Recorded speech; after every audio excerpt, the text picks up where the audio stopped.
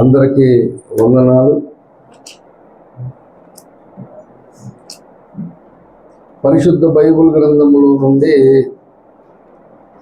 హెచ్చరిక వాక్యం కొరకు అపోస్తుడైన పౌలు రోమీలకు రాసిన పత్రిక 11వ అధ్యాయం.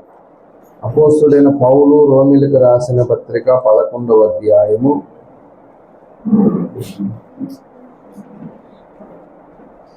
34వ వచనాన్ని నేనే చదువుతాను. మూలవాక్యం కనుక మీరు గమనించాలని ప్రభునామమునకు మీకు మనవి చేస్తూ ఉన్నాను. బైబిల్ ఉన్న వారందరూ తెరిచి చూడండి, లేని వారు శ్రద్ధగా ఆలకించండి.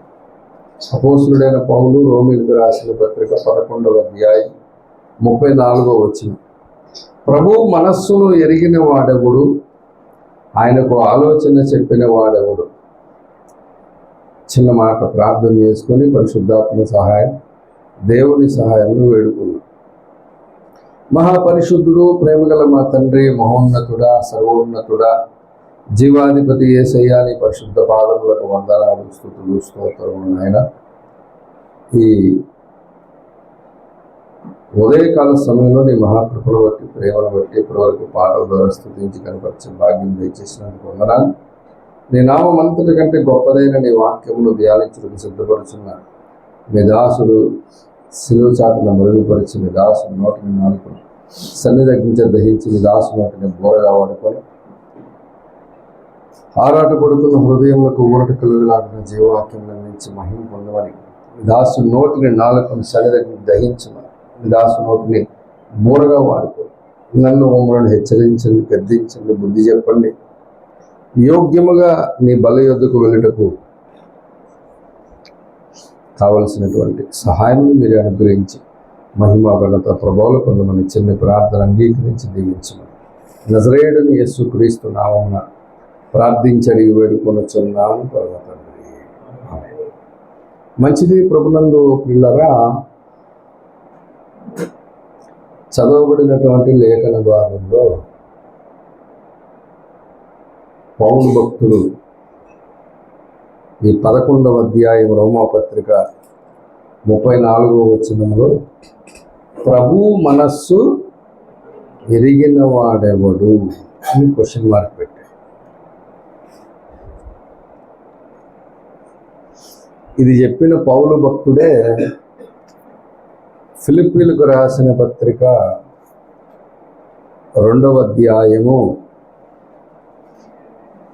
5వ వచనం మనం చూస్తే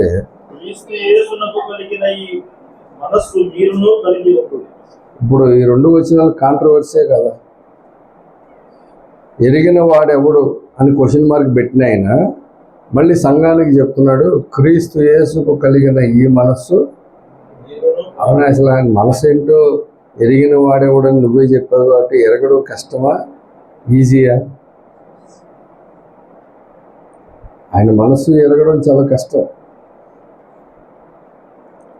ఎందుకు కష్టం అంటే అదే మూలవాక్యం రోమాపత్రిక 11వ అధ్యాయంలో 34వ వచనంలో సెకండ్ అంటే అది చెప్పిన తర్వాత ఏం చెప్పాడు? ఆయనకి ఆలోచన చెప్పిన వాడెవడు అని అడుగుతున్నాడు ఆయన. ఇప్పుడు యేసు ప్రభుకి లేదా ప్రభువుకి ఆలోచన చెప్పేవాళ్ళు ఎవరైనా ఉంటారా? అంటే ఈ వచనాన్ని బట్టి. కానీ బైబిల్ గ్రంథంలో చూసామనుకో, ఉదాహరణకి మనము ఆహాబు రాజు ఆయన కాలంలోకి వెళ్ళామనుకోండి. ఆహాబు రాజు గారు రామోత్కేల మీదకి యుద్ధానికి బయలుదేరి యోధారాజు అయినటువంటి యెహోషాపాతుని యుద్ధానికి రమ్మని పిలిచి ఆయన వచ్చిన తర్వాత ఈయన కలిసి ఒక మైదానంలో సింహాసనం వేసి కూర్చొని ఆయన ఎదురుగుండా ఉన్నటువంటి 400 మంది ప్రవక్తలను అడుగుతున్నాడు, నేను రామోత్కేల మీదకి యుద్ధానికి పోదునా పోకుందునా అని. ఈ 400 మంది ఒకే స్వరం, ఏమని? వెళ్ళు, ఖచ్చితంగా నువ్వు గెలుస్తావు, రామోత్కేల మధ్య వారిని ఓడించేస్తావు అని చెప్పని అందులో ఒకడు ఒక రాడ్డు పట్టుకొచ్చి దాన్ని వంచేసి ఇలాగున వారిని నువ్వు చేస్తావు వెళ్ళు అని చెప్తున్నాడు. ఈ యెహోషాపాతు చూశాడు. ఆహాబుని అడిగాడు, రాజుగారు ఈ 400 మంది తప్ప యెహోవా ప్రవక్తలలో ఒకడైనను ఇక్కడ లేడా అని అడిగాడు. విచిత్రం ఏంటంటే ఈ 400 మంది ఎలా ప్రవచిస్తున్నారు తెలుసా? ఆ రామోత్గిల వారిని నీకు యెహోవా ఖచ్చితంగా అప్పగిస్తాడని యెహోవా నామమునే చెబుతున్నారు వీళ్ళు. చూడండి, కావాలంటే రాజులు మొదటి గ్రంథము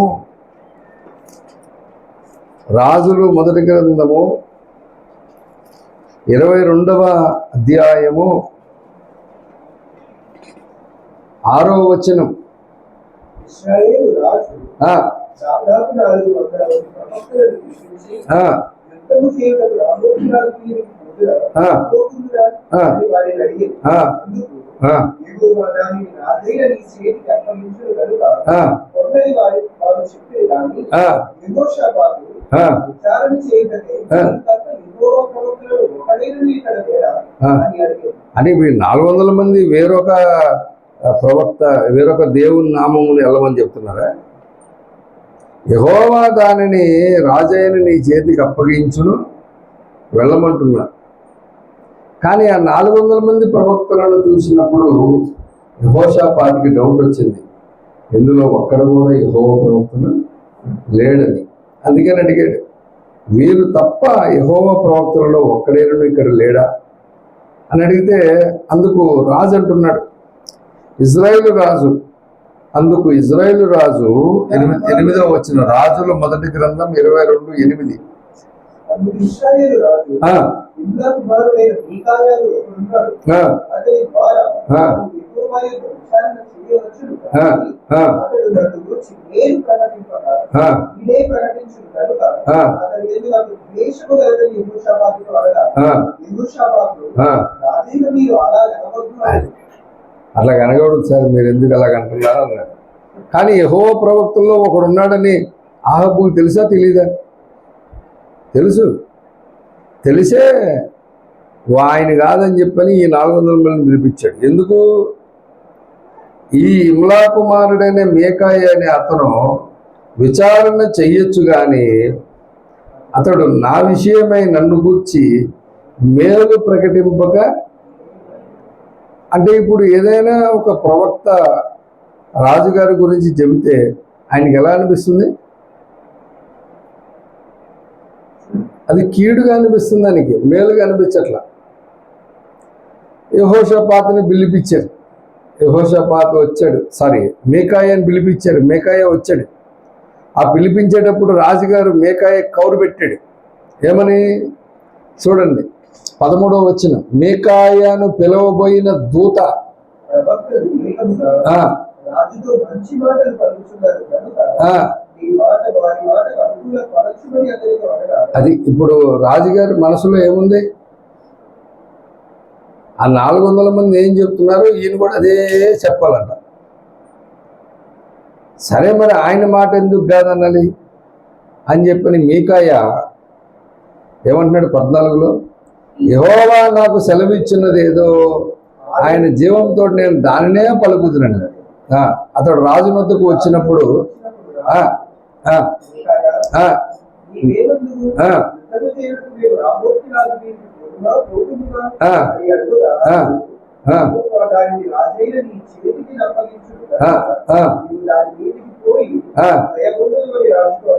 ఇప్పుడు ఆయన వాళ్ళు ఏం చెప్పమన్నారు అది చెప్పమన్నాడు కదా, ఈయన కూడా అది చెప్పాడు. చెబితే అందుకు రాజు 16వ వచనంలో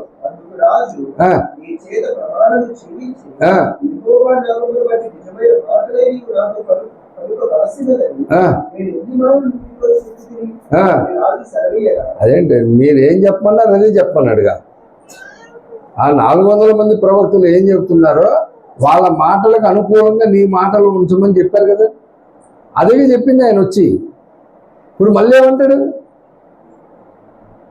అలా చెప్పినా సరే నీ చేత నేను ఎన్నిసార్లు ప్రమాణం చేయించుకోలేదు, నువ్వు యెహోవా నామమును బట్టి నిజమైన మాటలు నాతో పలుకవలసిందని నేను ఎన్ని మార్లు నీతో చెప్పి ఉన్నానని అన్నాడు. అంటే ఇప్పుడు వాళ్ళు చెప్పన్నప్పుడు చెప్పినా ఒప్పుకోడు. సరే ఇప్పుడు దేవుడు ఏం చెప్పాడో చెప్తాడు. ఇప్పుడు 17వ వచనంలో అతడు ఇశ్రాయేలీయులందరూ కాపరి లేని గొర్రెల వలె నేల మీద చెదరి ఉండుట నేను చూచితిని. వారికి యజమానుడు లేడు. ఎవరి ఇంటికి వారు సమాధానంగా వెళ్ళవలసినదని యెహోవా సెలవిచ్చునని చెప్పాడు. యుద్ధానికి వెళ్ళమన్నాడు, ఇంటికి వెళ్ళిపోమన్నాడా? ఇప్పుడు వాళ్ళు చెప్పినట్టు చెప్పమని చెప్తేనేమో ఒప్పుకోవట్లేదు. సరే దేవుడు ఏం చెప్పాడంటే ఎవడింటికి అడిగి వెళ్ళిపోమన్నాడని చెప్పాడు. చెబితే 18వ వచనంలో మళ్ళీ అంటాడు, అప్పుడు ఇశ్రాయేలు రాజు యెహోషాపాతును చూచి, ఇతడు నన్ను గురించి నేను పలుకక ఇదే ప్రకటించునని నేను నీతో చెప్పలేదా? అనగా మీకాయే ఏంటంటే అది మనుష్యుల మనస్సులు ఇలాగుంటాయి. యెహోవా అలాగున్నాడు. నెక్స్ట్ యెహోవా సెలవిచ్చిన మాట ఆలకించు. యెహోవా సింహాసనాసీనుడై ఉండగా పరలోక సైన్యమంతయు ఆయన కుడి పార్శ్వములను ఎడమ పార్శ్వములను నిలిచి ఉండుటను నేను చూచితిని. అహాబు రామోత్యాలు వీరికి పోయి అక్కడ ఓడిపోయినట్లుగా అతనిని ప్రేరేపించినను యెహోవా సెలవీయగా, ఒకడు ఈ విధముగాను మరి ఒకడు ఆ విధముగాను యోచన చెప్పుచుండేది. ఇప్పుడు మీరు చెప్పాలి, యెహోవా కుడి పార్శ్వము ఎడమ పార్శ్వము ఉన్నటువంటి పరలోక సైన్యము యెహోవాకి ఏం చెప్తున్నారు? యోచన అంటే మరి పౌలు గారు చదివాడు సరిగ్గింది. ధర్మశాస్త్ర నిపుణుడు, ధర్మశాస్త్రం అంతా ఆ గమలీయులు పాదముల దగ్గర ఉండి నేర్చుకున్నవాడు, పరిసయ్యుడు. రాజుల గ్రంథం చదవలేదంటారు. చదివితే మళ్ళీ ఆయనకి ఆలోచన చెప్పిన వాడు ఎవడంటాడు? పరలోక దర్బారులో దేవుడు చేసే కార్యముల విషయంలో ఎందుకు యోచన అడుగుతున్నాడు, వాళ్ళు ఎందుకు యోచన చెప్పారంటే డిసిషన్స్ ఆయనే తీసేసుకోవచ్చు. అసలు ఈ సైన్యం అనేది లేకమునిపే, పరలోక సైన్యం అనేది లేకమునిపే ఈ విశ్వములో తిమోతికి రాసిన మొదటి పత్రిక 6:16 చెప్పినట్లు ఆయన మాత్రమే వసించుచు అమరత్వం గలవాడై ఉన్న వచనంలో ఉన్నప్పుడు తండ్రి అయిన దేవుడు ఆయన కుమారుని కన్న తర్వాత ఆ కుమారుడి విషయంలో దేవునికి ఒక ఆలోచన, ఆ ఆలోచన నెరవేర్చడం కొరకు తండ్రి కుమార పరిశుద్ధాత్మలు ముగ్గురు కలిసి రౌండ్ టేబుల్ సమావేశం జరిగింది. దాంట్లోనే ఈ విశ్వం యొక్క మొత్తం ఆవిర్భావం దగ్గర నుంచి జరుగుతున్నదంతా వాళ్ళు ముగ్గురు చూసిందే జరుగుతుందని విశ్వ చరిత్రలో అయ్యగారు రాశాడు కదా. అంటే మొత్తం ఇప్పుడు ఏం జరుగుతుందో మొత్తం దేవుడికి తెలుసా తెలీదా? రామోత్కల మీదకి ఆహబ్ వెళ్ళి చచ్చిపోవాలని ప్లాన్ చేశాడు కాబట్టి దానికి ఎట్లా చేస్తే ప్లాన్ బాగుంటుందో మొత్తం చూశాడా లేదా? అయినా అన్నీ తెలిసిన ఆయన మళ్ళీ ఈ పరలోక సైన్యాన్ని రామోత్కల మీదకి ఆహబు వెళ్ళి ఓడిపోనట్లుగా అతనిని ఎవడు అతనిని ప్రేరేపించునని యెహోవా సెలవీయగా, ఆయన అడిగింది ప్రేరేపించమని చెప్పని అడిగారు.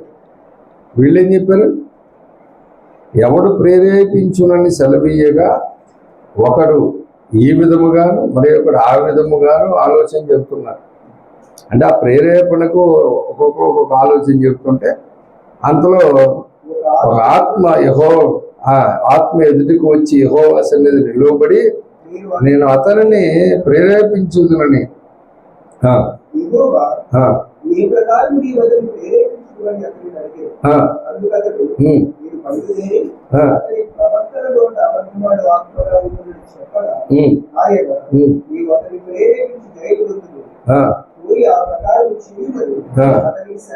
ఇప్పుడు నేను అడుగుతున్నా, ఈ సబ్జెక్ట్ అంతా జగత్తుకు పునాది వేయబడక మునుపు ఆయనకి తెలుసా తెలీదా?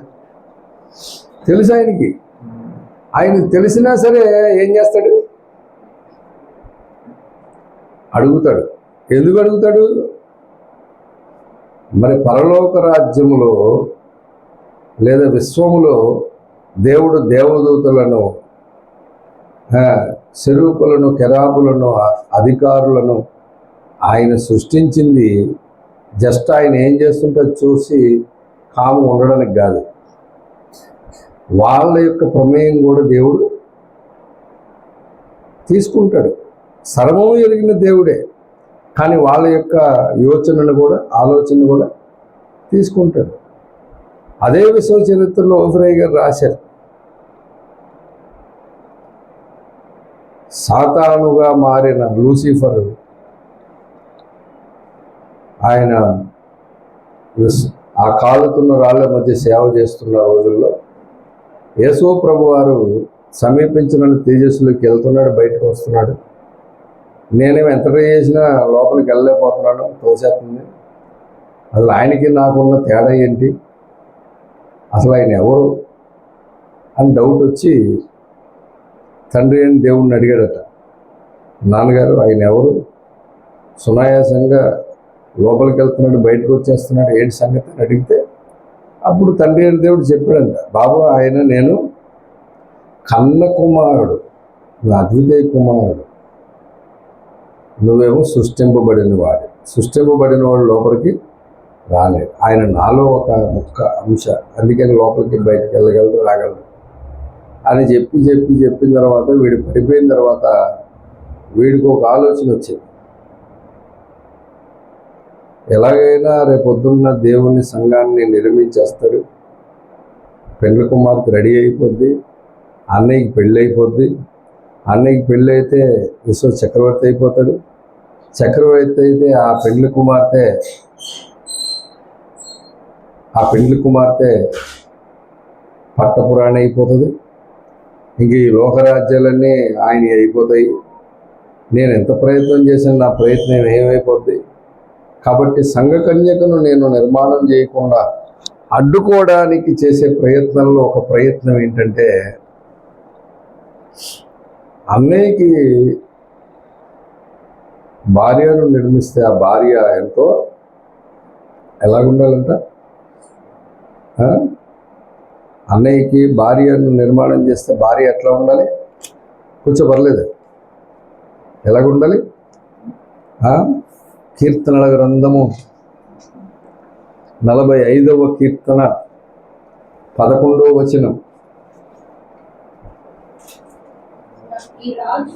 ఈ రాజు నీ ప్రభు, అతడు నీ సౌందర్యమును కోరినవాడు, అతడు నమస్కరించమనుంది. అంటే ఇప్పుడు ఈ రాజు నీ ప్రభు ఏం కోరుకుంటున్నాడు, సౌందర్యం కోరుకుంటున్నాడు.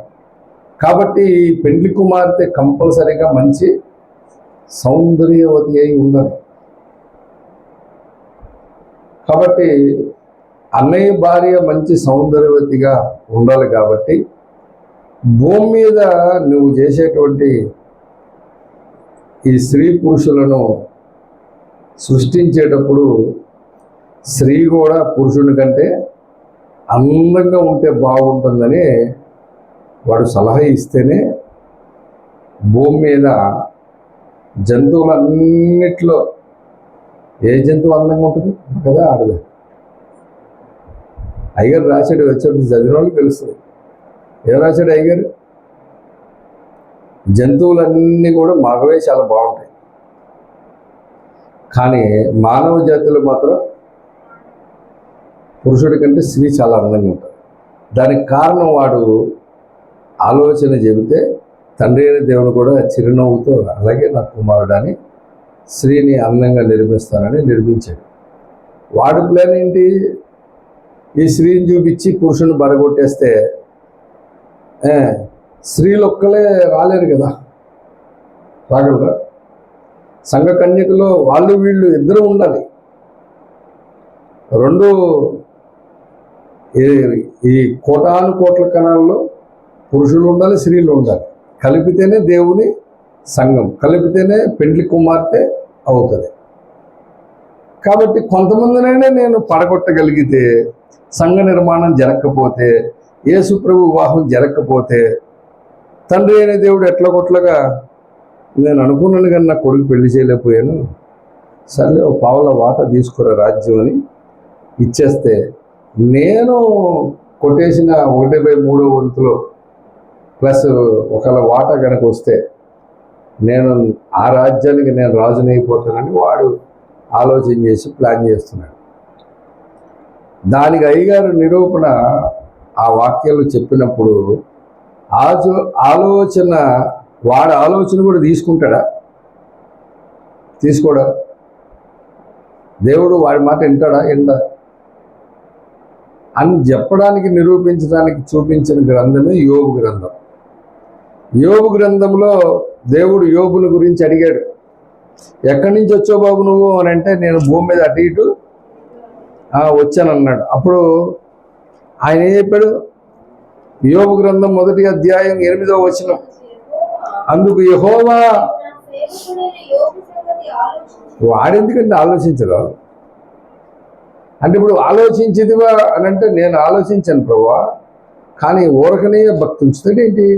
నువ్వు ఆశీర్వదించావుగా, అందుకనే భక్తి చూపిస్తున్నాడు. అది తీసేయి, నిన్ను దూషిస్తాడో లేదో, నీ ముఖం మీద నేను దూషిస్తాడో చూస్తాను నేను అని ఇప్పుడు వాడు తిరిగి దేవునికి ఏం చెప్తున్నాడు? ఆలోచన చెప్తున్నాడు లేదా? సరే అయితే నేను ఎదురుగుంది కానీ అన్నాడు. మొత్తం తీసేశాడు, ఆస్తి తీసేశాడు, పశువులు తీసేశాడు, 10 మంది పిల్లల్ని తీసేశాడు. కానీ ఈయన మాత్రం చాలా స్టడీగా యెహోవా ఇచ్చను అన్నిటికీ అప్లై చేయొద్దు, ఇది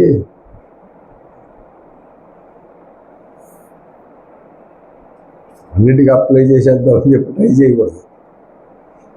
యెహోవా తీసుకొని పోయిన యెహోవా నామమునకు స్తుతి కలుగునుగా. విచిత్రం ఏంటంటే 10 మంది పిల్లల్ని తీశాడు, భార్యను తీయలే. గుర్తుపెట్టుకోడు, ఆమె పర్మనెంట్, నువ్వేం చేసినా కుదరదు. వన్స్ జతపరచబడిన తర్వాత ఏ మనుషుడు విడదీయకూడదంటే వాడికి కుదరదు, విడదీయడం వాడికి కూడా కుదరదు. అంటే విడదీయడానికి ఎన్నో ప్రయత్నాలు జరుగుతాయి, కానీ వాడు ఎన్ని ప్రయత్నాలు చేసినా యేసు ప్రభువు యొక్క పెండ్లికి ముంగుర్తుగా నా పెండ్లి జరిగిందనే సంగతి గుర్తుపెట్టుకోవాలి. విడదీయడానికి దుష్టుని సాతాను చేస్తాడో చేయడం ప్రయత్నం గ్యారంటీగా చేస్తాడు. 1997, 98, 99 ఆ సమయంలో ఓఫీర్ గారు పత్రికలు నాకు చేతికి వచ్చినప్పుడు నేను చదువుతూ ఉన్నాను.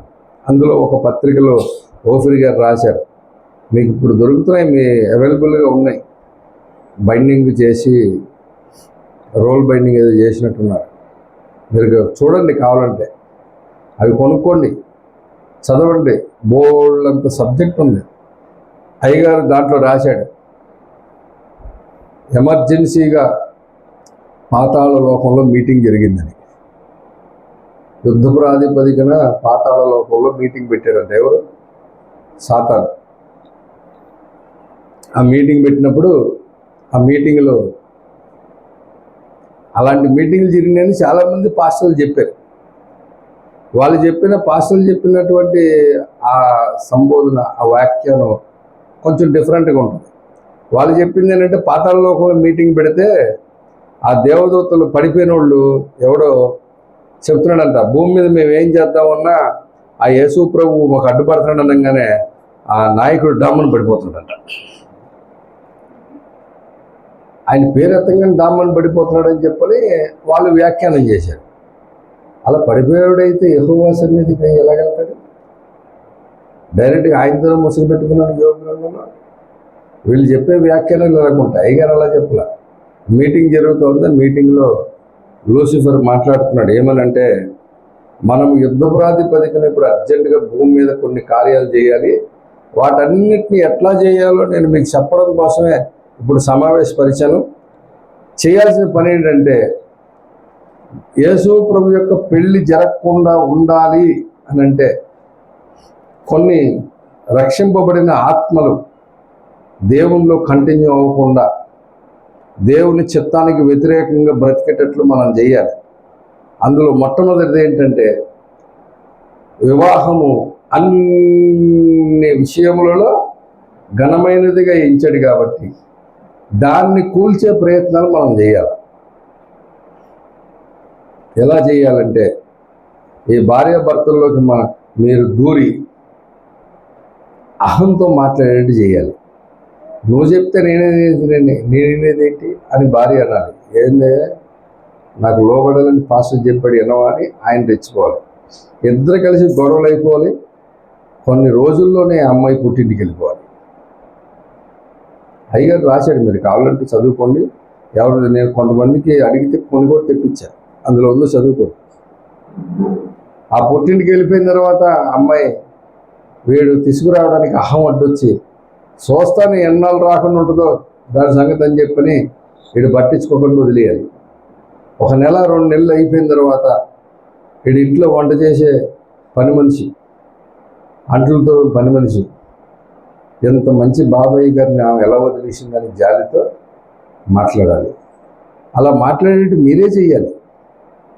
అలా చేసిన తర్వాత కొన్ని రోజులకు వాళ్ళిద్దరికి కనెక్షన్ రెడీ చేయాలి. వీడు అమ్మాయి విషయంలో పడిపోవాలి. ఇంకా భార్య అక్కర్లేదు, పని మనిషి చాలని దీంతోనే సరిపెట్టుకోవాలి. ఇది ఇలా జరుగుతుంటే అక్కడ పుట్టింటికి వెళ్ళిపోయిన ఆవిడ పొద్దున లేచి బయటకు వచ్చి అటు ఇటు వెళ్ళి వస్తుంటే ఆ పక్కింటి వాడు చూడాలి, ఎంత మంచి పిల్లని ఆ దౌర్భాగ్యుడు ఎట్లా వదిలేసాడని ఆ అమ్మాయితో అనాలి. ఆ అమ్మాయి నువ్వు అర్థం చేసుకున్నంత కూడా అర్థం చేసుకోలేదని డైలాగ్ కొట్టాలి. అప్పుడు వాళ్ళిద్దరికి కనెక్షన్ కలిపారు. ఈ విధంగా వీళ్ళిద్దరు కలవకుండా పాపంలో పడేటట్టు చేయాలి. ఎప్పుడైతే ఇలా చేస్తారో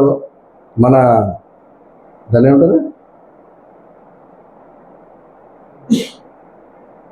మనం చేసినటువంటి దాన్ని ఏదో అంటారు, ప్లాన్ బి ప్లాన్ ఏ అంటుంటారు కదా, అదే చెప్పండి. మొన్న కిల్ బిల్ పాండే చేశాడు కదా, ఏంటది రావట్లేదు, గుర్తు రావట్లేదు. కిల్ బిల్ పాండే కాదు, దాన్ని ఒకటి అంటారు ఏదో, ప్లాన్ సక్సెస్ఫుల్ అయిపోవాలి. వీళ్ళిద్దరికి ఎప్పుడు కలవకూడదు. ఆపరేషన్, ఈ ఆపరేషన్ సక్సెస్ అయిన వాళ్ళకి భారతదేశం మీద అధికారిగా నేను వాడిని నియమిస్తాను. ఒక దేశానికి ఒకడిని, రాష్ట్రానికి ఒకడిని, జిల్లాకు ఒకడిని పెడతాడు కదా, ఆ పదవులు ఇవ్వడానికి ఇట్లాంటి ఆపరేషన్స్ చేస్తాడు. ఆపరేషన్లో సక్సెస్ అవ్వాలి. వీళ్ళిద్దరికి మారు మనసు రాకూడదు, వీళ్ళిద్దరు కలవకూడదు. అప్పుడు దేవుడు చెప్పిన వాక్యం ఏమవుతుంది, దేవుడు జతపరచబడిన వాడు మనుషుడు వేరుపరచకూడదు అనేది మన ఆపరేషన్ సక్సెస్ఫుల్గా జరిగిపోతే కొన్ని ఆత్మలైన ఈ ప్రణాళికలోంచి తొలగిపోతే సక్సెస్ఫుల్గా యేసు ప్రభు పెళ్లి జరగకుండా మనం ప్లాన్ చేసి పాతాళ లోకంలో వాడు మీటింగ్ పెట్టాడట. ఎప్పుడు 97, 98 6 రోజులని చెప్పాడు. ఇప్పుడు ఎన్నాళ్ళు అయింది అది? ఇంచుమించుగా 30 ఏళ్ళు. నా పెళ్ళైన కొత్తలో చదివినది, ఇప్పటికి 30 ఏళ్ళు అయింది. ఈ 30 ఏళ్ళలో క్రైస్తవ కుటుంబాలు ఎన్ని కోర్టుకి వెళ్ళి విడాకులు తీసుకున్నాయి చెప్పండి మీరు.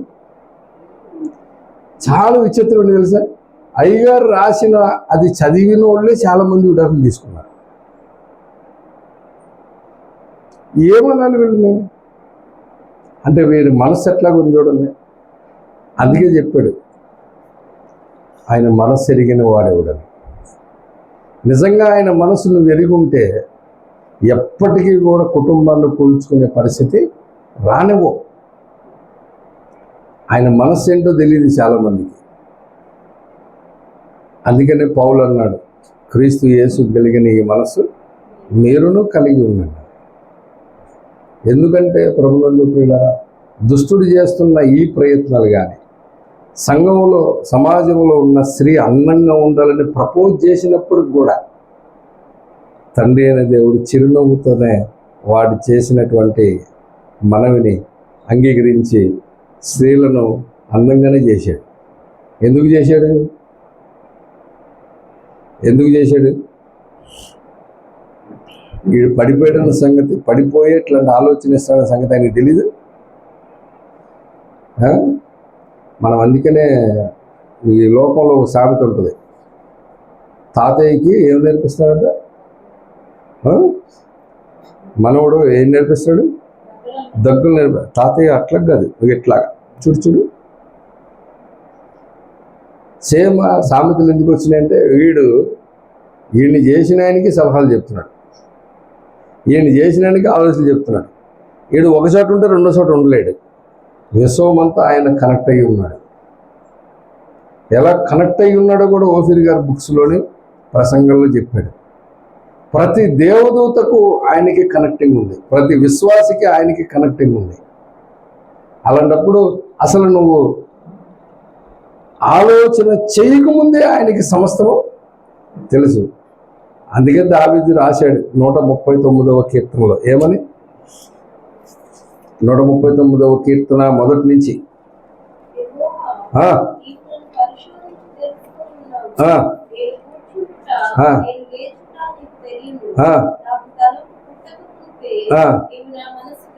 అది తలంపే రాకముందే మనస్సు కనిపెట్టేస్తుంటే ఆఫ్టర్ ఆల్ నువ్వెంత. కాబట్టి దేవుని మనస్సు ఏంటో తెలుసుకోవడం కూడా చాలా ప్రాముఖ్యం. ఎన్నోసార్లు చెప్పాను, మళ్ళీ ఒకసారి ప్రస్తావించి చెబుతున్నా. రోమాపత్రిక 11:34లో పౌలు చెప్పిన మాటే కాంట్రవర్సీ అయిన ఫిలిప్పీలకు రాసిన పత్రిక 2వ అధ్యాయం 5వ వచనంలో క్రీస్తు యేసుకు కలిగిన ఈ మనస్సు మీరును కలిగి ఉండండి అని చెప్పాడంటే అర్థం ఏంటి? ఆయన మనస్సు మనము తెలుసుకోగలమా లేదా? ఎప్పుడు తెలుసుకోగలం?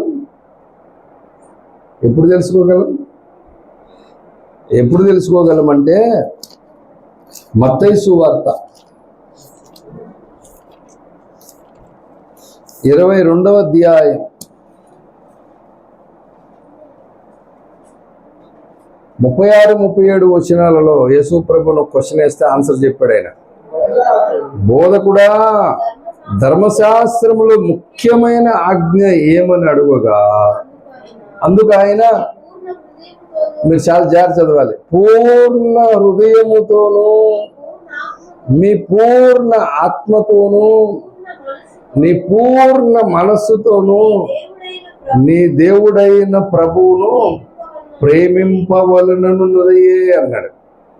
నువ్వు ప్రభు మనసు ఎప్పుడు తెలుసుకోగలవంటే ఆయనను పూర్ణ మనస్సుతో నువ్వు సేవించగలిగినప్పుడు, ప్రేమించగలిగినప్పుడు ఆయన మనసు నీకు అర్థమవుతుంది. అందుకనే ఈ మనస్సును గురించి ప్రభు మాట్లాడుతూ, ఓఫీర్ గారు మాట్లాడుతూ చెప్పాడు, ఈ మనస్సుకి ఆకారం అనేది ఉండదట. హృదయానికి ఒక ఆకారం ఉంటుంది, అందులో జీవధారలు ప్రవేశిస్తాయి, రక్తధారలు ప్రవేశిస్తాయి. కానీ మనసుకు మాత్రం ఆకారం ఉండదు. అది దేంతో నిండుంటే అదే ప్రవర్తిస్తూ ఉంటారు. కానీ మన మనస్సు నిండా పూర్ణ హృదయముతో, పూర్ణాత్మతో, పూర్ణ మనస్సుతో నువ్వు దేవుణ్ణి ప్రేమిస్తున్నావు అనుకో, అప్పుడు ఆయన మనసు తెలుస్తుందో తెలియదు, గ్యారంటీగా తెలుస్తుంది. నేను దానికి నిరూపణ బైబిల్లోంచి చూపిస్తాను. యేసు ప్రభు వారు ఆదికాండం 18వ అధ్యాయంలో అబ్రహాం ఇంటికి వచ్చాడు. తండ్రి, కుమార ముగ్గురుగా వచ్చాడు. ముగ్గురు దేవదూతలు కనబడ్డారు. ఆయన వాళ్ళ పేరు యెహోవా. ఆయన కనబడి అబ్రహాం ఇంటికి వస్తే అబ్రహాం వాళ్ళని వెళ్ళిపోనివ్వకుండా నీ దాసుని దాటిపోవద్దని కాలుగడి కూడా నీళ్ళు ఇచ్చి చెట్టు కింద కూర్చోబెట్టి భోజనం సిద్ధపరచడానికి పరిగెత్తి పనివాడితోనే శారమ్మతో చెప్పి వారికి భోజనం సిద్ధపరిచిన తర్వాత ఆయన వాళ్ళ దగ్గర నుంచొని ఉన్నాడు. అట్లాగా అప్పుడు మాట్లాడుతూ ఉన్నాడు. ఆయన మాట్లాడితే ఏం చెప్పాడు? ఆదికాండం 18వ అధ్యాయం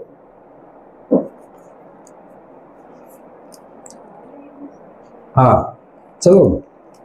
ఎన్నో వచనం? 9వ వచనం నుంచి చదువు. వారు అతనితో, నీ భార్య అయిన శారా ఎక్కడనున్నదని అడుగగా అతడు, అదిగో గుడారములోనున్నదని చెప్పాను. అందుకు ఆయన, మీదిటికి ఈ కాలమున నీ యొద్దకు నిశ్చయముగా మరలా వచ్చేదను. అప్పుడు నీ భార్య అయిన శారాకు ఒక కుమారుడు కలుగునని చెప్పాను.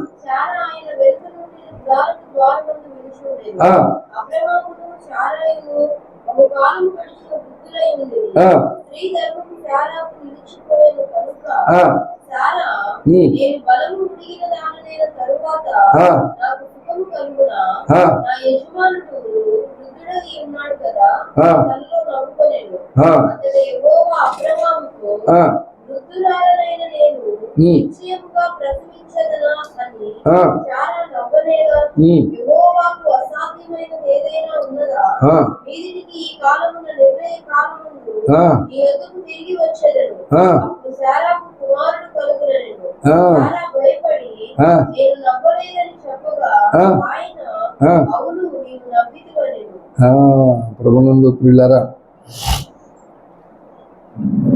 అందుకనే ప్రభునందు ప్రియులారా, ఆమె హృదయములో లేదా ఆమె మనస్సులో ఏ అభిప్రాయం ఉంది? నేను బలము ఉడిగిన దానను, ఉడిగదనాలనైన తర్వాత నాకు సుఖము కలుగునా, నా యజమానుడును వృద్ధుడై ఉన్నాడు కాదా అని నవ్వుకుందట. అంటే ఇప్పుడు ఆ మనసులో ఉన్న అభిప్రాయం ఏంటి? ఇది జరగని పని అని. కానీ అదే మాట అబ్రాం అన్నాడా? అబ్రాం అనలేదు. ఎందుకని? అబ్రాముకి ఇదే విషయం అంతకుముందు చెప్పాడు. చూడండి 17వ అధ్యాయము 17వ వచనం. అప్పుడు అబ్రహాము సాగిలపడి నవ్వి, ఆ, 100 ఏండ్ల వానికి సంతానము కలుగునా, ఆ, 90 ఏండ్ల శార కలుగునా ఆ, అని మనస్సులో అనుకొనెను. ఆ, అబ్రహాము ఆ. ఇష్మాయేలుని సన్నిధిని చాలు చాలు చాలు. ఇప్పుడు ఆ 17వ అధ్యాయంలో వారిని ఇద్దరి గురించి మాట్లాడుతూ చెప్పాడు. 15, 16 వచనాలు కూడా చదువుదాం. మరియు దేవుడు ఈ భార్య అయిన శారాయి పేరు శారాయి అనవద్దు, ఏలయనగా ఆమె పేరు శారా. నేను ఆమెను ఆశీర్వదించి ఆమె వలన నీకు కుమారుని కలుగజేసేదను. నేను ఆమెను ఆశీర్వదించెదను. ఆమె జనములకు తల్లి అయి ఉండును. జనముల రాజులు ఆమె వలన కలుగుదురని అబ్రహాముతో చెప్పారు. అప్పుడు అంటున్నాడు ఈయన, అప్పుడు అబ్రహాము సాగిలపడి 100 ఏండ్ల వానికి సంతానము కలుగునా, 90 ఏండ్ల శారా కనునా అని మనస్సులో అనుకొనెను. అనుకున్నప్పుడు ఏమన్నా అబ్జెక్షన్ చేశాడు దేవుడు? ఏంటి అబ్రహం ఏం నవ్వుతున్నావు అన్నాడా? అలా. కానీ ఇప్పుడు శారా నవ్వుతే ఏమన్నాడు? శారా నవ్వుతే ఏమన్నాడు? 18:13 అంతటి యెహోవా అబ్రహాముతో వృద్ధురాలను నేను నిశ్చయముగా ప్రసవించదనా అని శారా ఆయన మరి నవ్వినప్పుడు ఏం మాట్లాడలేదు? శారా నవ్వితే మరి నవ్వునేలా అడుగుతాం? ఇక్కడే కనపడుతుందండి. ఆవిడ తక్కువ సేపు వస్తున్నారు. దేవుడు కూడా అంతే, అయ్యగారు కూడా అంతే. ఎప్పుడు మమ్మల్ని అంటాడు, అలా ఏమన్నా ఇట్లాంటివి వినపడుతుంటాయి. కాబట్టి నేనేమంటున్నానంటే, దేవుడు హృదయములను పరిశోధించే దేవుడు. అబ్రహాము నవ్వినా తన మనస్సులో అనుకున్న దేవుడు అబ్రహాము హృదయం చూస్తున్నాడు. అబ్రహాం ఎట్లాంటి వాడు? ఒక్క మాట సెలవిస్తే ఎక్కడికి వెళ్ళాలో కూడా తెలియకుండా బయలుదేరి వచ్చినటువంటి భక్తుడు. కానీ అందుకనే చెప్పాడు ఏమనంటే, స్త్రీ బలహీనమైన ఘటమని ఎంచి సన్మానించి నీ ప్రార్థనకు ఆటంకం కలగకుండా జ్ఞానము చెప్పుని కాపురం చేయమన్నాడు. బలహీనమైన ఘటమని ఆయనకు తెలుసు కాబట్టే కుటుంబ వ్యవస్థలో ఎవరిని ఎట్లా ఉంచాలో అన్నీ తెలిసిన వాడు కాబట్టి ఆ పని చేశాడు. అందుకని నేనేమంటున్నానంటే, పురుషులు ఒక్కలైనా పూర్ణ మనస్సుతో దేవుడిని సేవించేది కాదు. స్త్రీలు కూడా ఉన్నారా కదా? అసాధ్యమైన దానిని కూడా నమ్మి దేవుణ్ణి వెంబడించినటువంటి స్త్రీలు ఉన్నారు. పరిచర్లో ఉపచారం చేసిన స్త్రీలు ఉన్నారు. చాలాసార్లు అనుకుంటాం, ఆస్తి ఎవరు సంపాదిస్తారు? పురుషులు సంపాదిస్తారు. ఈ రోజుల్లో స్త్రీలు కూడా సంపాదిస్తున్నారు. సరే, ఎవరు సంపాదించినా సరే, నేను ఒక మాట అడుగుతున్నా. లూకాసు వార్త, ఆ రోజుల్లో అయితే ఎవరు సంపాదించేవాళ్ళు? పురుషులు సంపాదించేవాళ్ళు కదా. లూకాసు వార్త 8వ అధ్యాయం 2వ వచనం 3వ వచనం చూడండి.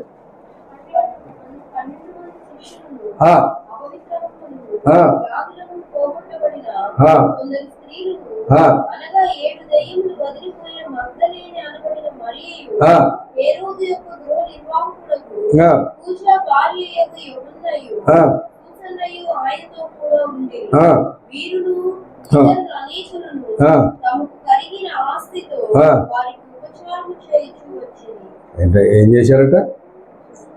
వీరును ఇతరుల అనేకులను. అంటే ఇక్కడ చెప్పబడిన 2వ వచనంలో చెప్పబడిన దాంట్లో పురుషులు ఎంతమంది ఉన్నారు, స్త్రీలు ఎంతమంది గురించి చెప్పాడు? పురుషులు 12 మంది శిష్యులను, మిగతా వాళ్ళందరూ ఎవరు? స్త్రీలు. వారి గురించి చెబుతూ లాస్ట్లో ఉన్నాడు, వీరును ఇతరులు అనేకులను తమకు కలిగిన ఆస్తితో వారికి ఏం చేశారు? అంటే స్త్రీలు ఆ దినాల్లో ఆస్తి తీసుకెళ్ళి పరిచర్లో పెడితే ఏం చేశారు వాళ్ళు? ఇంట్లో పురుషులు ఏమైనా మాట్లాడారా? అంటే మరి ఆ గృహంలో ఆ స్త్రీలు ఎంత విధేయత కలిగి ఉన్నారంటారు? పురుషులు సైతం ఏం పర్లేదు, పట్టుకెళ్ళమ్మ, చెయ్యి, దేవుడి సేవే కదా. అంటే అలాంటి మనస్సు కలిగిన స్త్రీలు కూడా ఉన్నారు. అది చెప్తున్నాను నేను. ఒక్క పురుషులే కాదు, పూర్ణ మనస్సుతో దేవుణ్ణి ఆరాధించేవారిగా మనం ఉండాలి. అప్పుడే దేవుని మనస్సు ఏంటో తెలుస్తుంది. వివాహమైన భార్యాభర్తలిద్దరికీ నువ్వు భార్యని ప్రేమించాలి, నువ్వు భర్తకి విధేయత కలిగి ఉండాలని చెప్పిన ప్రభువే ఆయనను గురించి మాట్లాడినప్పుడు పౌలు భక్తుడు ఏం చెప్పాడంటే, కొరింథీయులకు రాసిన మొదటి పత్రిక 11వ అధ్యాయము, కొరింథీయులకు రాసిన మొదటి పత్రిక 11వ అధ్యాయంలో 3వ వచనం నుంచి చదవండి. ప్రతి పురుషునికి శిరస్సు క్రీస్తునియు, స్త్రీకి శిరస్సు పురుషుడనియు, క్రీస్తునకు శిరస్సు దేవుడనియు మీరు తెలుసుకొనవలని అన్నాడు. ఎందుకు తెలుసుకోవాలి? మళ్ళీ తర్వాత ఏ పురుషుడు అనేది మళ్ళీ నెక్స్ట్ ఇంకో సబ్జెక్ట్, అది ముసుగు గురించి. ఇప్పుడు ఈ ఒక్క వచనం 3వ వచనంలో మీరు చూడండి, ఎందుకు తెలుసుకోవాలి? ప్రతి పురుషునికి తలకాయ ఎవరు? క్రీస్తు. ప్రతి స్త్రీకి తలకాయ ఎవరు? పురుషుడు. మరి క్రీస్తుకు తలకాయ ఎవరు? అంటే క్రీస్తుకు, మనకు తలకాయ క్రీస్తు అంటే మనం క్రీస్తు దగ్గర స్త్రీలాగా లోబడాలి. స్త్రీకి శిరస్సు పురుషుడైతే ఈ పురుషుడికి స్త్రీ లోబడాలి. మరి క్రీస్తుకు శిరస్సు తండ్రి అయితే తండ్రి దగ్గర క్రీస్తు ఎలా ఉంటాడు? అంత లోబడతాడు. క్రీస్తు సంఘము కొరకు ప్రేమించడమే కాదు, తండ్రి దగ్గరికి వెళ్ళేటికల్లా ఆయన స్త్రీలాగా లోబడే తత్వం చూపించాడు. అంటే ఈ 2 చెప్పిన ఆయన 2 ఏం చేశాడు? చేసి చూపించాడు. ఎంత లోబడతాడు, ఎంత విధేయత కలిగి ఉంటాడంటే, ఆయన దేవునితో సమానముగా ఉండుట భాగ్యమని ఎంచుకోలేదని చెప్పిన పౌలు మాట. ఇప్పుడు మనం చదివిన ఫిలిప్పీయులకు రాసిన పత్రికలో నేను చెప్పిన వచ్చిన తర్వాత ఉంది అది. అంటే ఆయన మనస్సు ఏంటో ఆ కింద వచనాల్లో చెప్పాడు. ఫిలిప్పీయులకు రాసిన పత్రిక 2వ అధ్యాయం 6, 7, 8 వచనాలు చెప్పాడు. Praise Lord. నా మాట వినబట్లేదు రాజశేఖర్? నీకు వాయిస్ కట్ అవుతుందా? ఓకే, ఒక్క నిమిషం మైక్ దగ్గర పెడతా. వేరే వాళ్ళు ఎవరిదైనా జాయిన్ అయ్యి ఫోన్ పెట్టండి బాబు. ఇంకోటి సరిగ్గా రావట్లేదంట. ఒకవేళ నెట్వర్క్ ఏమైనా ఇబ్బంది ఉందేమో వేరే ఫోన్లో కనెక్ట్ అయ్యి ఆ ఫోన్ పెట్టండి. ఫిలిప్పీయులకు రాసిన పత్రిక 2వ అధ్యాయంలో 6వ వచనం నుంచి, ఆయన దేవుని స్వరూపము కలిగిన వాడై ఉండి దేవునితో సమానముగా ఉండటం విడిచిపెట్టకూడని భాగ్యమని ఎంచుకొనలేదు కానీ మనుషుల పోలికగా పుట్టి, ఆ, దాసుని స్వరూపమును ధరించుకొని, ఆ, తన్ను తానే రిక్తునిగా చేసుకొనెను. ఆ, మరియు ఆ, ఆయన ఆకారమందు మనుష్యుడిగా కనబడి ఆ, మరణము పొందినంతగా, ఆ, అనగా శిలువ మరణము పొందినంతగా ఆ. విధేయత చూపిన వాడై ఉమ్. తన్ను తాను తగ్గించుకొనెను. అంటే ఇప్పుడు క్రీస్తు యేసు కలిగిన ఈ మనస్సు మీరును కలిగి ఉండుడని ఈ విషయాలు చెప్పాడు ఆయన కదా. ఇవన్నీ ఎప్పుడు చదువుతూనే ఉంటాం మనం. కానీ దేవునితో సమానం ఉండుట విడిచిపెట్టకూడని గొప్ప భాగ్యమని ఎంచుకోలేదు. కానీ ఆయన విశ్వంలో ఉంటే ఆయనకంటే పైన ఎవరైనా ఉన్నారా? మరి ఇందాక చెప్పే కదా, సమీపించిన దేశంలోకి వెళ్తుంటాడు వస్తుంటాడని. ఆ స్థాయి ఇంకెవరికైనా ఉందా? లేదు. దేవుల్లో ఒక ముక్క ఆయన, ఒక అంశ. కానీ దేవదూతలతో ఒక దేవదూతలాగా వీళ్ళతో కలిసిపోయి ఉన్నాడు. ఆ కలిసిపోయినప్పుడు ఘనుడగు ఒక దేవదూత అని యోబు గ్రంథంలో రాసి ఉంది. ఈయన దేవదూతలకు ఒక చెలికాడు, వారిలో ఆయనను దేవుడు హెచ్చించాడని రాసి ఉంది. ఐడియా ఉంది మీకు? చూపించిన యోబు గ్రంథము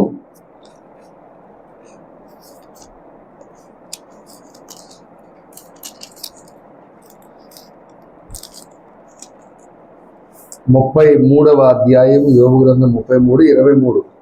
నరులకు యుక్తమైనది ఏదో దానిని వానికి తెలియజేయుటకు వేలాది దూతలలో గరుడకు ఒకడు వానికి మధ్యవర్తి అయి ఉండిన ఎడలా. అవునా? అంటే ఇప్పుడు వేలాది దూతలలో గరుడకు ఒకడు ఉన్నాడా? ఆయన ఎవరు? యేసు ప్రభు వారు. అట్లాగే కీర్తనల గ్రంథంలో మాట్లాడుతూ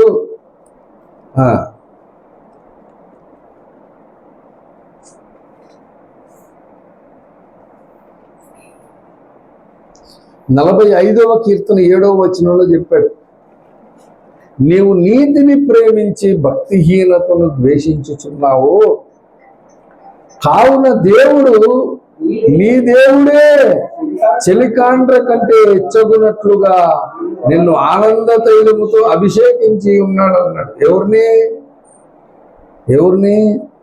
యేసు ప్రభు వారిని. అంటే తన చెలికాండ్ర కంటే హెచ్చగునట్లుగా ఆనంద తైలముతో ఆయన అభిషేకించాడు. కాబట్టి ప్రభునందు ప్రియులారా, ఆలోచించండి, గుర్తుపెట్టుకోండి. యేసు ప్రభు వారిని దేవదూతల్లో ఒక దేవదూత అయిన, గరుడకు ఒక దేవదూత అయిన ఆయనని దేవుడు హెచ్చించి పెట్టాడు, గనుడుగా చేశాడు. కానీ దేవుని కుమారుడు మళ్ళీ లోపలికి వెళ్తుంటాడు, బయటకు వస్తుంటాడు. కానీ ఆ పరలోక రాజ్యంలో ఎంత లోపడ్డాడంటే, తండ్రి అయిన దేవుడు ఏ పని చెప్తే అది మిగతా దేవదూతలతో కలిసి చేసేవాడు పని అది అని అందుకే చాలాసార్లు చెప్పానని. మనకి రీసెంట్గా మన దేశంలో మన సహోదరులు ఇస్మాయిలీలు, ముస్లిం సహోదరులు ఓ పండుగ చేసుకున్నారు మొన్న మే 28. ఏం పండుగ అది? బక్రీద్ చేశారు. మా ఇంటి వెనకమల్ల బిల్డింగ్లోనే మంచి దాన్ని 15 రోజులు పెంచి కోసాడు. 3 అంతస్తుల పైన పెట్టి అలాడిచ్చాడు.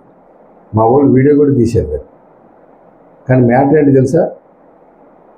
వాళ్ళు చేసే బక్రీద్ పండుగే మోషే ఇజ్రాయిల్ని బయటికి తెచ్చేటప్పుడు ఇంటికి ఒక మేకను కానీ గొర్రెను కానీ మగదాన్ని తీసుకొచ్చి ఇంటి ముందు ఎన్ని రోజులు కట్టేయమన్నాడు? 14 రోజులు కట్టేయమని చెప్పాడు కదా. కట్టేసిన తర్వాత ఏం చేయాలంట?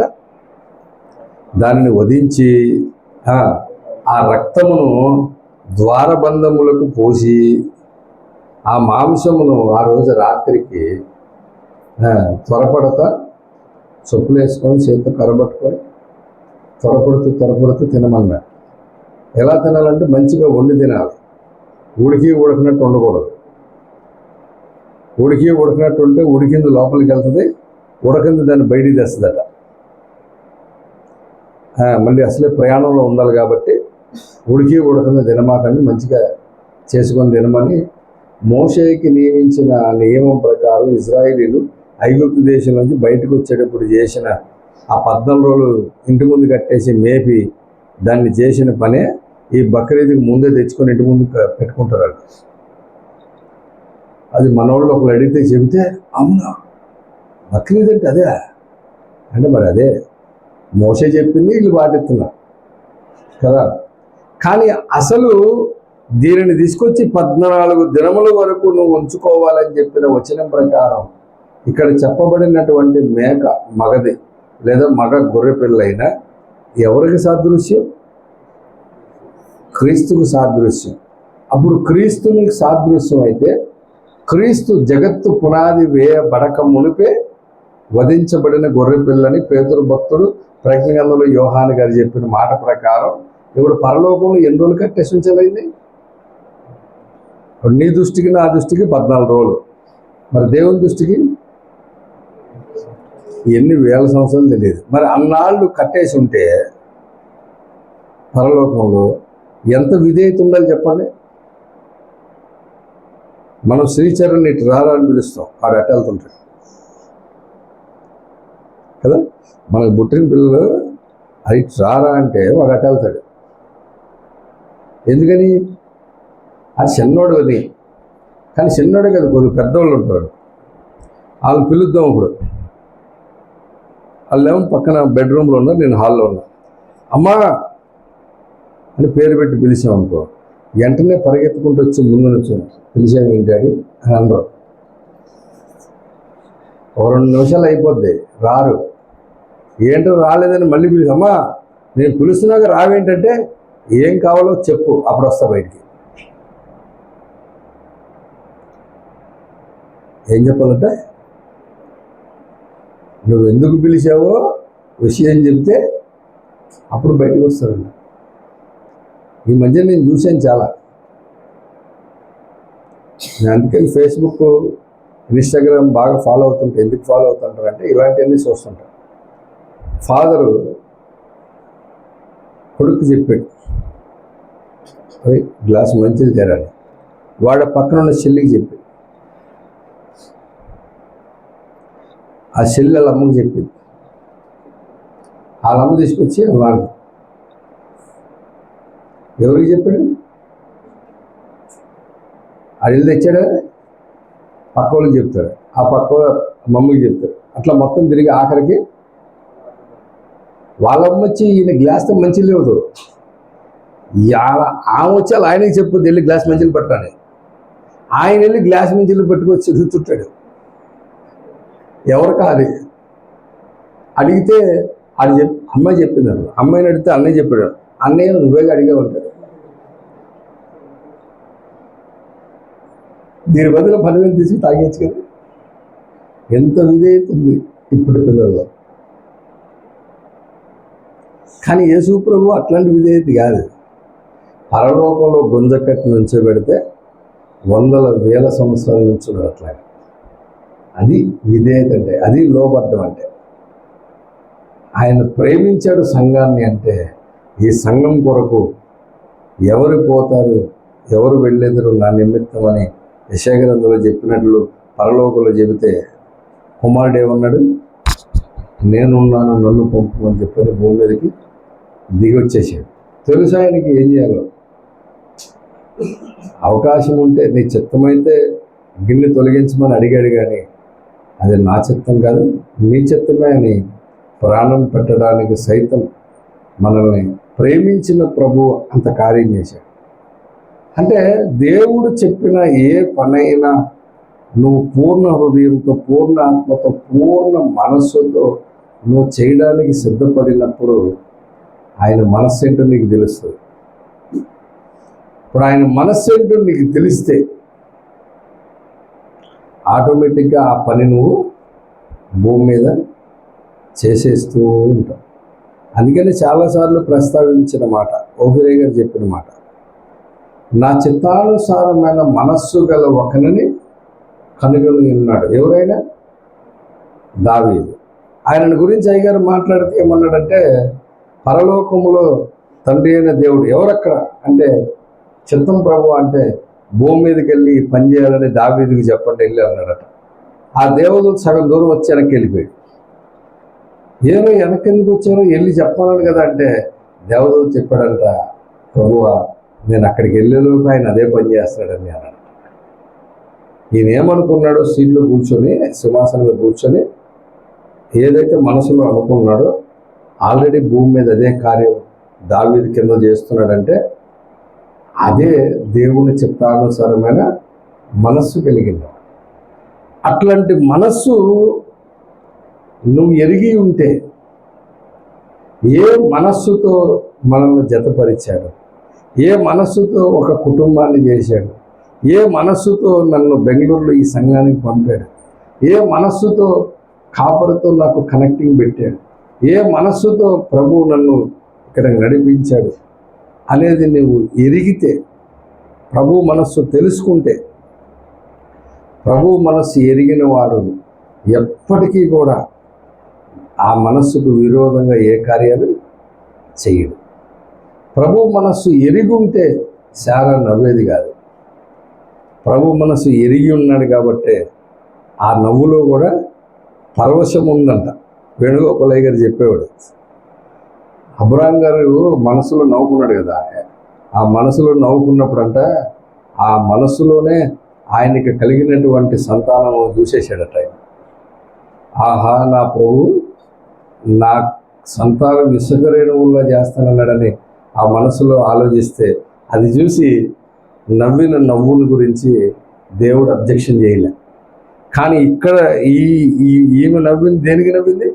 బలము ఉడికిపోయిన దాననే ఇంకా ఏమనుంది, ఈ వయసులో నాకు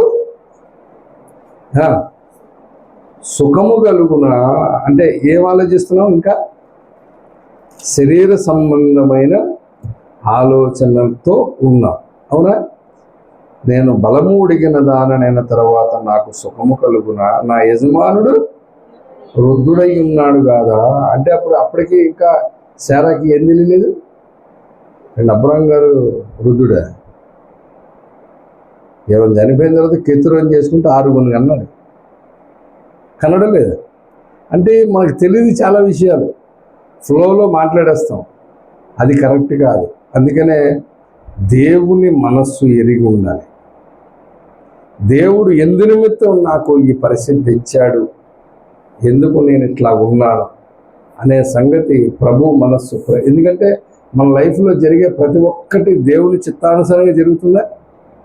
అందుకని నిన్న కూడా చెప్పా, కృతజ్ఞత కూడికలో ఆయన చిత్తానుసారముగా చేసిన నిర్ణయం చొప్పున సమస్త కార్యములు జరిగించుచున్నాడు. ఆయన చిత్తానుసారం చేసిన నిర్ణయం చొప్పునే సమస్త కార్యాలు జరుగుతున్నాయి అని ఒక విశ్వాసి హృదయపూర్వకంగా నమ్మితే నువ్వు ఎప్పటికీ దేవుని విషయంలో అభ్యంతరపడవు. ఆయన ఏ మనస్సుతో నీకు తన కార్యాలు ఈ భూమి మీద జరిగిస్తున్నాడో అది ఎరిగితే, ప్రభునందు ప్రియులరా, క్రీస్తు యేసు కలిగిన ఆ మనస్సు కలిగి భూమి మీద జీవిస్తావు. నేను నువ్వు కట్టుకుంటావు. చదువు దేవుని రాజ్యంలో ఆయన ముందు నిలబడినప్పుడు బల నమ్మకమైన నా కుమారుడు, బల నమ్మకమైన నా కుమార్తె అంటాడు. అంతేగాని ఏం తెలియకుండా మనకున్నటువంటి టాలెంట్తో, మనకున్న జ్ఞానంతో, మనకున్న ఆలోచనతో దేవుడు చేసే కార్యాల విషయంలో కూడా నవ్వుతా, ఎగతాళిగా ఉంటా, సీరియస్నెస్ లేకుండా మన ఇష్టానుసారంగా ఉంటే మాత్రం దేవుడు ఎంత ప్రయత్నం చేసినా దుష్టుడు చేసే కార్యాలు దుష్టుడు చేస్తూనే ఉంటాడు. వచ్చే డిస్టర్బెన్స్ వస్తానే ఉంటుంది. వాటన్నిటిని తప్పించుకొని దేవుడు మన పట్ల ఏ మనస్సు కలిగి ఉన్నాడో ఆ మనస్సు మనము కలిగి ఉందాం. అట్టి భాగ్యం ప్రభు మనకు దయచేయండి. రండి ప్రార్థన చేసుకుందాం.